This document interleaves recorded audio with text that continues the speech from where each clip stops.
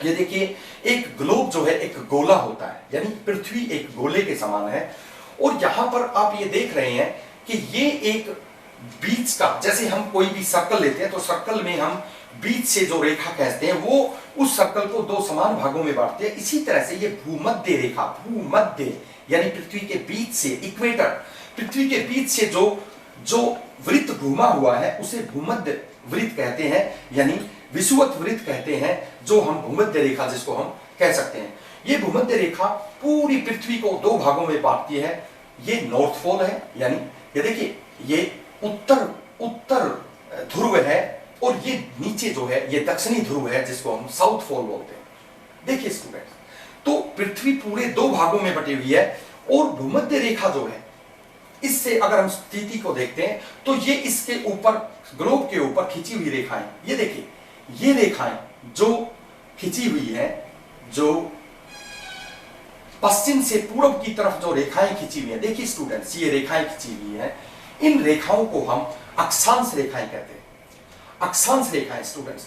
और जो देखिए जो उत्तर से दक्षिण की तरफ जो रेखाएं खींची हुई है इनको हम देशांतर रेखा कहते हैं। अक्षांश रेखाएं क्या होती हैं? अक्षांश रेखाएं, ये देखिए भूमध्य रेखा से किसी भी देश की, अब यहां पर कोई देश है तो हम ये बता सकते हैं भूमध्य रेखा से इसकी कोणात्मक दूरी क्या है।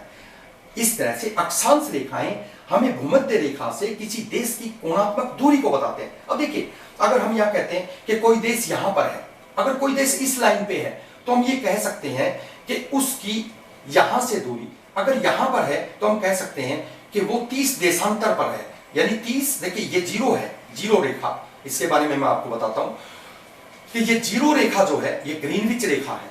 इस जीरो रेखा से जो देश इस साइड में पड़ते हैं उसको, अगर कोई देश यहां है तो हम कह सकते हैं कि ये देखो पश्चिमी देशांतर में पड़ता है, ये देश पश्चिमी देशांतर में पड़ता है। और अगर वो यहां है तो मैं इसकी स्थिति देख के बता सकता हूं कि वो 30 अक्षांश पे है, ये देखिए 30 अक्षांश पे है, और उसका जो देशांतर है, यानी एक जगह का समय, एक जगह का समय क्षेत्र जो है वो 15 में पड़ता है, यानी 15 पश्चिमी देशांतर में कोई देश है तो उसकी स्थिति क्या होगी, वहां पर समय क्या होगा।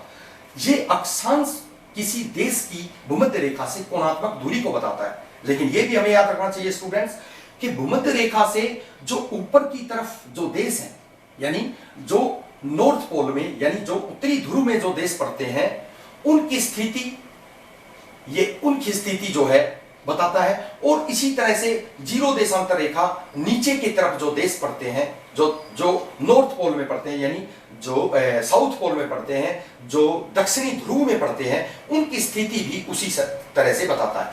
क्योंकि जीरो रेखा जो है ये एक ऐसी रेखा है जो लंदन शहर के ग्रीनविच शहर से गुजरती है, एक वेधशाला है।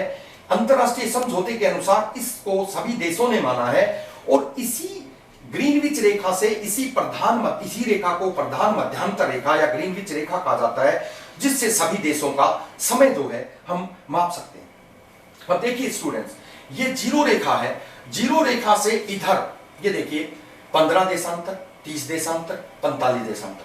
जो देश इस जीरो रेखा से पूर्व में पड़ते हैं वो पूर्वी देशांतर में आते हैं, वो उनपे पूर्व का समय लगता है। और जो देश इस जीरो रेखा से इस तरफ पड़ते हैं, ग्लोब के इस तरफ, चाहे वो दक्षिणी ध्रुव में हो, चाहे वो उत्तरी ध्रुव में है, उनका समय इसी के अनुसार मापा जाता है। स्टूडेंट्स देखिए, एक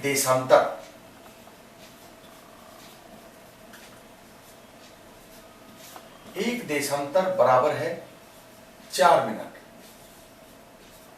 स्टूडेंट्स देखिए, एक देशांतर जो है वो 4 मिनट के बराबर होता है।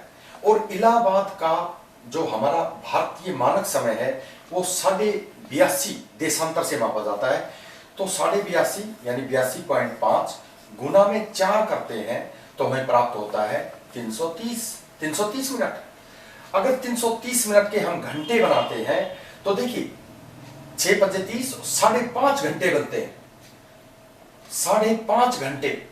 देखिए स्टूडेंट्स, और जीरो रेखा से हम इलाहाबाद में है, अगर है हम इंडिया में है, तो वहां हमारा मानक समय 82.5 देशांतर है, पूर्वी देशांतर है। तो 330 यहां पर मिनट टोटल बनते हैं और 330 को अगर हम 60 से यानी घंटे बनाते हैं तो 5.5 घंटे बनते हैं स्टूडेंट्स, 5.5 घंटे। अगर यहां इंग्लैंड में ग्रीनविच में अगर 1 बजा होगा तो हम 5.5 घंटे उनसे आगे हैं, यानी हमारे यहां 6:30 बजे होंगे। स्टूडेंट्स ये बात आपको याद रखनी चाहिए। हम किसी भी देश का समय पता लगा सकते हैं, ये आपको ध्यान रखना चाहिए। अगर मान लो अगर हम पश्चिम की देशों की बात करते हैं, अगर किसी देश का मानक, अगर किसी देश का देशांतर 60 पश्चिमी देशांतर है, देखिए 60 पश्चिमी देशांतर, तो हम 60 गुना 4 करते हैं तो 6 चौक 24 यानी 240 मिनट। और 240 मिनट जो है अगर हम उसके घंटे बनाते हैं तो देखिए 6 चौक 24, इसका मतलब 240 मिनट के 4 घंटे बनते हैं, 4 घंटे। अगर यहां ग्रीनविच में, अगर इंग्लैंड में अगर 1 बजा होगा तो उसका समय 4 घंटे घटा दिया जाता है। क्यों? क्योंकि पश्चिमी देशांतर के समय, पश्चिमी देशांतर पर जो देश है उनका समय हमसे पीछे है। तो अगर यहां ग्रीनविच पर 1 बजा हो तो उस देश जिसका देशांतर जो है 60 पश्चिमी देशांतर है, 60 पश्चिमी देशांतर है, उसका समय 4 घंटे 1 से घट जाएगा।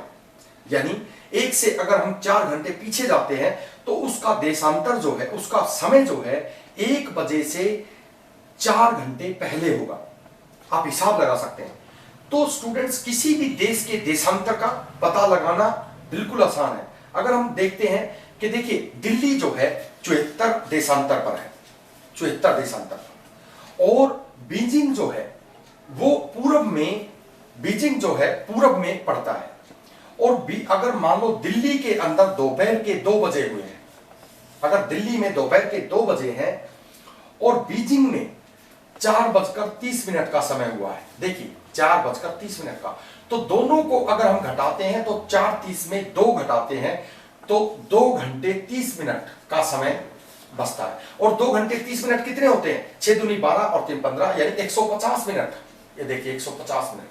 यानी अगर दिल्ली में 74 देशांतर पे, दिल्ली का समय 74 देशांतर पे मापा जाता है, पूर्वी देशांतर पर, और बीजिंग का, और दिल्ली में 2 बजे हुए हैं, और बीजिंग का में समय, अगर दिल्ली में 2 बजे का समय है और बीजिंग में 4:30 का समय है, लेकिन हमें सिर्फ दिल्ली के देशांतर का पता है और हमें बीजिंग के देशांतर का पता लगाना है, तो हम क्या करेंगे? हमें पता है, देखिए हमने अभी बताया कि एक देशांतर बराबर है 4 मिनट। तो इसका मतलब क्या हुआ कि दिल्ली और बीजिंग के देशांतर समय का हमें अंतर किया 2 घंटे 30 मिनट, इसका मतलब 150 मिनट। तो हम पता लगा सकते हैं कि 4 मिनट पर अंतर है एक देशांतर का।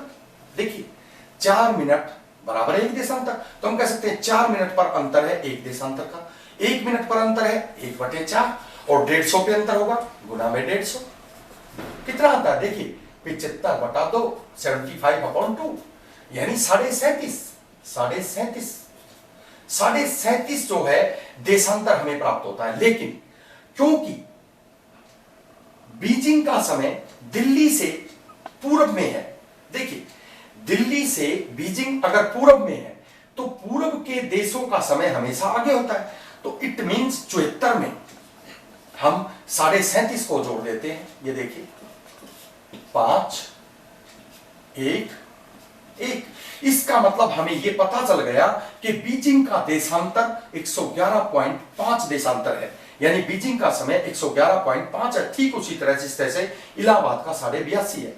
तो स्टूडेंट्स किसी भी देश के देशांतर का पता आसानी से लगाया जा सकता है। बस याद रखने की बात है कि सभी देशों का समय जीरो रेखा से पता लगाया जा सकता है। आपने देखा भी होगा स्टूडेंट्स कि जब भी इंग्लैंड की टीम भारत में खेलने आती है तो हमें ये पता चल जाता है, हम देखते हैं